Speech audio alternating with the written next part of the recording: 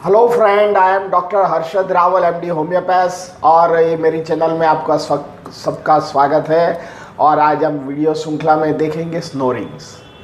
स्नोरिंग्स मतलब नोज़ में से नाक में से जब स्लीप करते हैं तो आवाज़ आता है। तो इसके बारे में हम आप जानेंगे, इसका क्या डेफिनेशंस है, इसका क्या कारण है, इसका क्या साइन एंड सिम्टम्स है, मेडिकल साइंस उसके लिए क्या बोलता है। हम उसके लिए होम मेडिसिन बताएंगे और होम्योपैथिक मेडिसिन बताएंगे, साथ में हम उसको सोशल स्टिग्मा भी बताएंगे।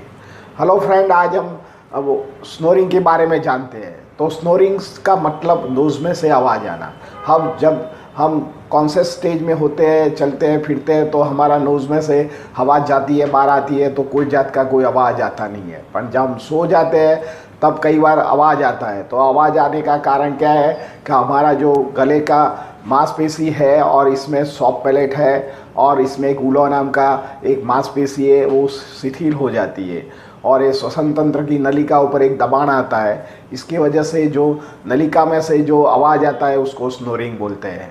कि कई बार क्या होता है, जब हम सो जाते हैं तो आवाज़ जो फेफड़े में से जो हवा आती है और हमारा जो गले की स्नायुपेशी में उसको अथड़ाता है और फोर्सफुल हवा बाहर निकलती है और एक ध्वनि उत्पन्न होता है। इसके कारण हम जब सो जाते हैं तब स्नोरिंग आता है। ये स्नोरिंग सब लोगों को आता नहीं है। ये स्नोरिंग 10 में से 3 से 4 लोगों को ये स्नोरिंग का प्रॉब्लम रहता है। स्नोरिंग फीमेल से ज़्यादा मेल में होता है। मेल में 60% उसका कारण है और फीमेल में 40% कारण है। और इसका क्या कॉज होता है ये हम अभी जानेंगे। जिन लोगों को ये गले का भाग बड़ा होता है, जिनको वेट ज़्यादा होता है, पेट बड़ा होता है, उसको स्नोरिंग का प्रॉब्लम, जब सो जाते हैं तो नोज़ में से आवाज़ आता है और स्नोरिंग का प्रॉब्लम आता है।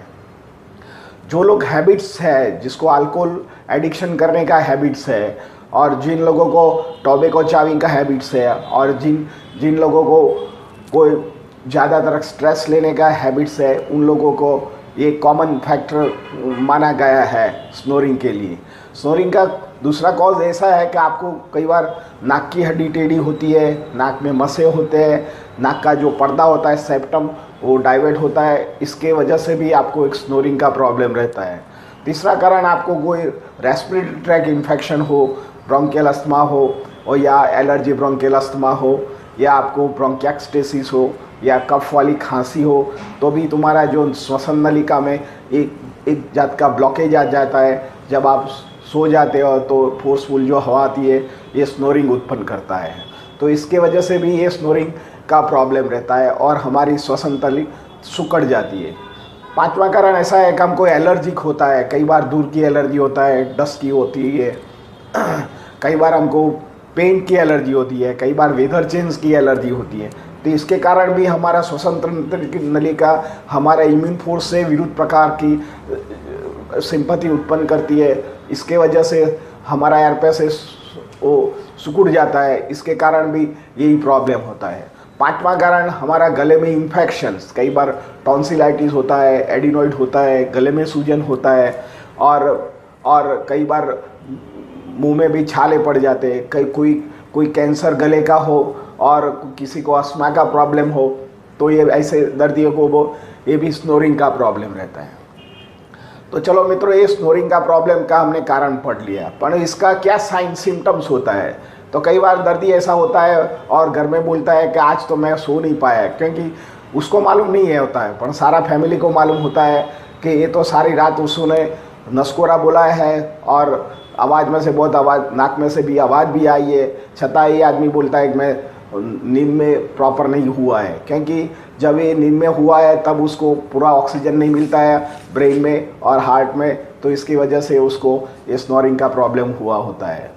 तो और दूसरा कारण उसको गले में सूजन आती है, गले में ड्राइनेस आता है, नोज़ में ड्राइनेस आ जाता है और उसको नींद की वजह से उसको एंग्जाइटी हो जाता है, जनरल वीकनेस हो जाता है, सेक्सुअल वीकनेस भी होता है, दर्दी को डिप्रेशन आ जाता है। ऐसे कारण हमने देखा है और जनरली कंप्लेन भी करता है जब स्नोरिंग वाले हमारे पास पेशेंट आते हैं। तो मित्रों, कई बार हमने देखा है कि जो लोगों को वज़न ज़्यादा है वो और ज़्यादा वर्क करते हैं, इसको भी स्नोरिंग होता है, तो सब स्नोरिंग होता है वो डेंजरस नहीं होता है। पर कई बार अमुक जात के जो स्नोरिंग्स होता है, इसको मेडिकल भाषा में उसको बहुत सीवियर और सिंसियर डिजीज़ बोला गया है, तो उसको स्लीप एप्सनिया नाम का रोग में क्लासिफाइड किया है। उसको OSA, ये ऑब्स्टेट्रिक स्लीप एप्सनिया नाम का ये डिजीज़ है। अभी ताजेदर में अमेरिका में उसका रिसर्च हुआ है कि 1 लाख पॉपुलेशन में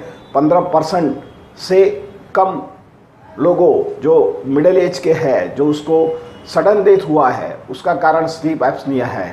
स्लीप एप्सनिया का मतलब क्या है कि जब आप स्नोरिंग करते हैं और स्नोरिंग करते करते बीच में सांस अटक जाती है, तो ये अटक जाने का जो रेशियो है 10 सेकंड से ज़्यादा होता है, तो कई बार उसको सडन डेथ होता है, क्योंकि जो उसका ऑक्सीजन कैरिंग कैपेसिटी ब्रेन में और हार्ट में नहीं मिलता है, तो हार्ट अटैक आने के भी चांसेस रहता है। और ब्रेन में लैक ऑफ ऑक्सीजन होने के कारण भी मांसपेशियाँ जो ब्रेन में नहीं को ऑक्सीजन नहीं मिलता है, इसकी वजह से भी उसको ये ब्रेन डेथ होने का चांसेस है। मित्रों, हम आपको जनाएंगे जो आप मिडिल एज के आदमी हो, 50-60 की उम्र में हो और रात को आपको स्नोरिंग ज़्यादा होता है और एकाएक आपको पेशाब करने की जब इच्छा होती है, तब तुरंत आप पथारी में से खड़े नहीं रहो, आप पहले बैठो, 10-15 सेकंड जाने दो, क्योंकि हमारा जब एकदम खड़े होते हैं तो हमारा ब्रेन में सर्कुलेशन का एक शून्यावकाश हो जाता है, तो ब्रेन में कई बार सर्कुलेशन कम हो जाते हैं। तो कई बार जो लोगों को बाथरूम में सडन जो डेथ हुआ है, ये स्लीप एप्सनिया का कारण है। इसलिए जब भी मित्रों आप भी जो स्लीप एप्सनिया का बीमारी हो और रात को यूरिन जाने का हो, तो किसी को जगाइए, अथवा जब भी पथारी में से आप खड़े हो तो 10 से 15-20 सेकंड आप वेट कीजिए, प्रॉपर ब्लड सर्कुलेशन ब्रेन में प्रॉपर आ जाए, तब 10 सेकंड खड़े रहो, आप कॉन्शियस स्टेज में आओ, then you goes to the washroom and then you आपकी प्रक्रिया पूरी करो। अदरवाइज़ कई बार आपके मिडिल एज में ये डेंजरस स्थिति भी हो सकती है। इसी कारण ऐसा नहीं होता है कि हेल्दी पर्सन को नहीं होता है। अभी हमने देखा है कि हेल्दी पर्सन होता है, जो एथलेटिक्स भी होता है, वो सिर्फ के बीमारी के कारण उसको यही प्रॉब्लम होता है।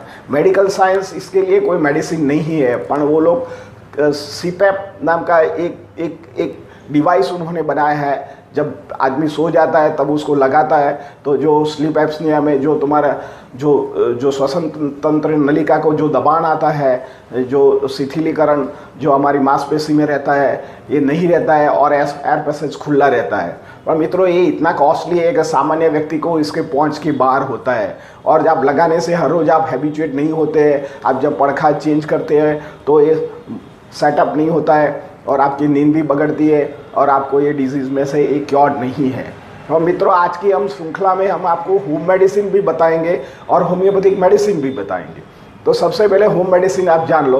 तो होम मेडिसिन में आपको जो घर में गाय का घी शुद्ध मिले, तो गाय का घी सहज गर्म करके when you going to sleep, तो 2-2 बूंद दो नोस्ट्रिक में अंदर डाल दो, और जैसे डालो ऐसा शक कर दो। शक करने से ये जो गाय का घी का जो ड्रॉप्स है, ये तुम्हारे नोज़ल ड्रैप में चली जाएगी, तो नोज़ल ड्रैप में जो ड्राइनेस आया हुआ है ये स्मूदर कर देगा। और घी इज़ एंटीसेप्टिक, यहाँ कहीं भी सुझाव हो और या इन्फ्लेमेशंस हो, तो धीरे धीरे करके ये हमारा लाइनअप सेल्स को करता है, तो हमारा जो स्नोरिंग है धीरे धीरे बंद हो जाता है। मित्रों, ये करने के लिए आपको 1-2 दिन नहीं, पर 6-7 महीना, 8 महीना, 10 महीना, 12 महीना करो, तो आपको जो श्वसन तंत्रिका नलिका के कारण जो आपको ये प्रॉब्लम आया हुआ है स्नोरिंग का, और तो ये रीएस्टाब्लिश कर सकता है। सेकंड थिंग, आपको जो नोज ब्लॉक हो जाता है, तो इसके लिए आप रात को एक तपेली में पानी गर्म करो, इसमें चाय पत्ती, ब्लैक चाय पत्ती इसमें डालिए, और इसके साथ आप अजवाइन का थोड़ा पाउडर बना के इसमें डाल दो और उसको बॉईल करो। ये बॉइल्ड आपके एक तपेली में करके उसकी स्टीम लो। स्टीम कैसे लेने का है? नाक से लेने का है, मुंह से निकालने का है, नाक से लेने का है, मुंह से निकालने का है। थोड़ा नाक में से मटेरियल आए तो घबराओ मत, ये तुम्हारा मटेरियल है। इसमें से लैक्रिमेशन आए तो डोंट वरी, ये जो कोल्ड होता है, लैक्रिमेशन होता है, वो निकल जाएगा, तो आपका एयर पैसेज भी क्लियर हो जाएगा। ये प्रयोग जो लोग अस्थमा के शिकारी है और एलर्जी ब्रोंकियल अस्थमा के जो दर्दी है ये भी करेगा, तो उसको आज सारी रात जो उसको ब्रोंकियल अस्थमा का जो अटैक आता है ये भी ठीक कर सकता है। तीसरा कारण, जब भी आप दिन में एलर्जी का लिए जो आपका नोज ब्लॉक हो जाता है तो थोड़ा कैस्टर ऑयल का थोड़ा हाथ में लेके दोनों नलिका में अंदर डाल दो, तो तुम्हारा जो एयर पैसेज है स्मूदर रहेगा और अच्छा रहेगा। कई बार गले में सूजन होने के कारण भी आपको ये प्रॉब्लम रहता है स्लीप एप्निया का, या तो इसके लिए आपको रात को जब सो जाओ तो एक कप दूध लो, ये दूध में आधी चम्मच से भी कम मात्रा में हल्दी लो, इसमें थोड़ा सॉल्ट डालो। जो आपको बीपी की बीमारी हो और या आपको ये तकलीफ रहती हो तो आप सिंधव लूण, जो उसको ब्लैक सॉल्ट बोलते हैं, जो खड़क का सॉल्ट होता है, ये पिंच ऑफ सॉल्ट लेके थोड़ा गर्म करके धीरे धीरे पीजिए, कि जैसे तुम्हारा गले में उसको थोड़ा रुक करके अंदर जाने दो, तो गले में जो इन्फेक्शन है, ये जो हमारा टर्मरिक पाउडर है वो अच्छा करता है और हीलिंग करता है।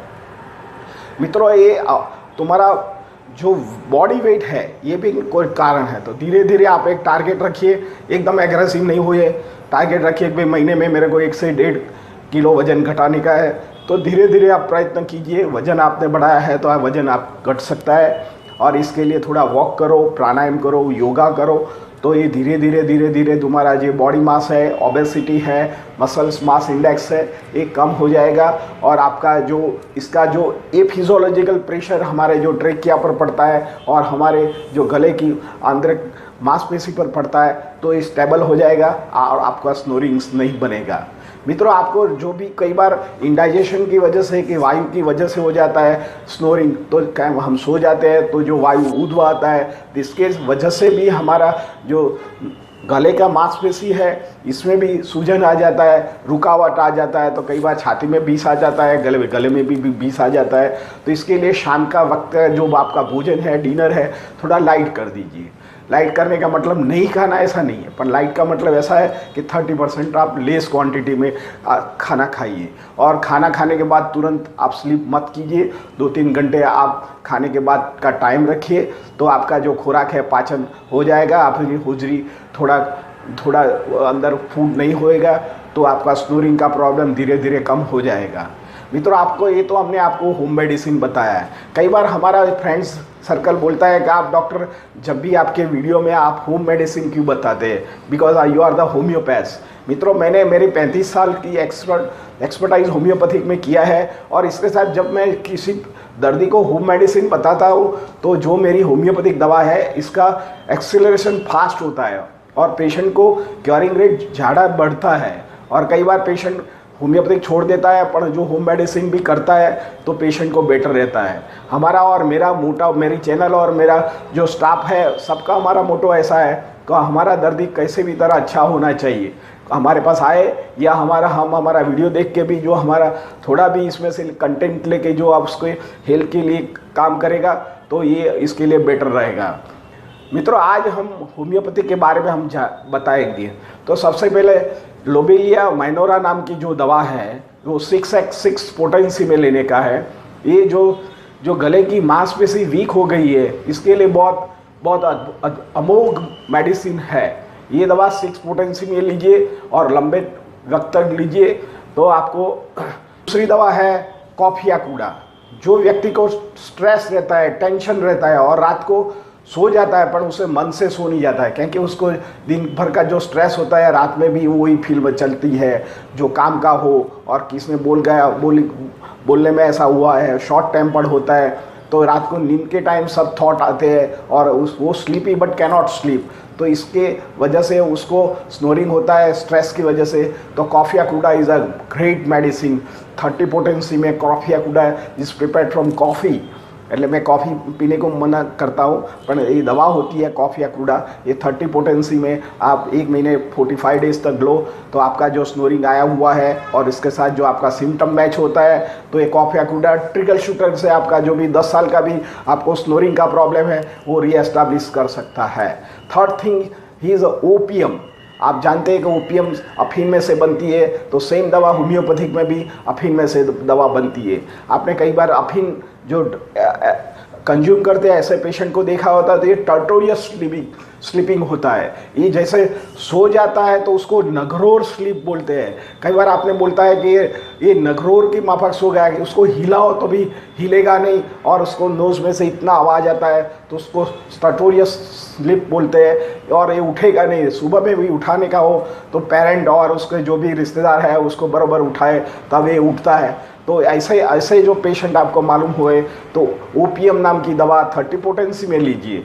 मैं आपको लो पोटेंसी में इसलिए बताता हूँ कि you are not a doctor, तो यू सेल्फ ट्रीट करते हो तो 30 पोटेंसी में लीजिए। तो कई बार क्या होता है, उसका विड्रॉन सिम्टम आए तो ये तुरंत एस्टैब्लिश और एंटीडोट कर सकते हैं। क्योंकि सब वीडियो वाले जो पेशेंट होते हैं हम उसको गाइडलाइन नहीं दे सकते हैं, पर सेल्फ ट्रीट करने के लिए ये 30 पोटेंसी से ज़्यादा यूज़ नहीं करें। चौथा मेडिसिन है जिसको नोज़ ने अंदर नेज़ल पॉलिप्स हो जाता है, और नेज़ल पॉलिप्स की वजह से हमारा एयर पैसेज वो सुखड़ जाता है। सुखड़ जाने के कारण जब भी हम सो जाते हैं, जब भी हम, तो हमारा जो फेफड़ा की हवा बाहर आती है, तो ये नोज़ का जो डायमीटर है नॉर्मल से छोटा होता है, तो एक आवाज़ आता है, एक ध्वनि उत्पन्न होता है। इसके वजह से हम इरिटेटिंग हो जाते हैं। तो इसके लिए पल्सेटिला दवा बहुत उपयोगी है और ये सब लोग 30 पोटेंसी में सुबह दोपहर शाम को ले सकते हैं। कई बार आपको बच्चों में भी ये पाया गया है कि बच्चों का कैचिंग कोल्ड इजीली रहता है, बच्चों को बार बार सर्दी खांसी हो जाती है। तो ऐसे कारण में बच्चों में चाइना नाम की जो दवा है 30 पोटेंसी में, ये 5-5 गोली सुबह दोपहर शाम को लेने से अच्छा हो जाता है। जिसको बार बार गले के प्रॉब्लम हो और साइनस का प्रॉब्लम हो और स्नीजिंग रहता हो और रात को जब सो जाए तो नाक ब्लॉक हो जाता है, तब उसको काली बीज नाम की जो दवा है 30 पोटेंसी में, ये दवा लेने से दर्द को ठीक हो जाता है। मित्रों, हमने आपको होम्योपैथिक दवा बताया, इसके कारण आपको सोशल स्टिग्मा भी है ये डिजीज़ के बारे में। तो ये मैं माइथस बताता हूँ कि जो फैमिली को ये जो स्नोरिंग्स होता है तो इसका पार्टनर को बहुत प्रॉब्लम होता है, क्योंकि हम रात को सोते हैं तो हमारा को आराम मिलना चाहिए। तो कई बार पार्टनर को बाजू में उसका पार्टनर को स्नोरिंग होता है तो डिस्टर्ब होता है।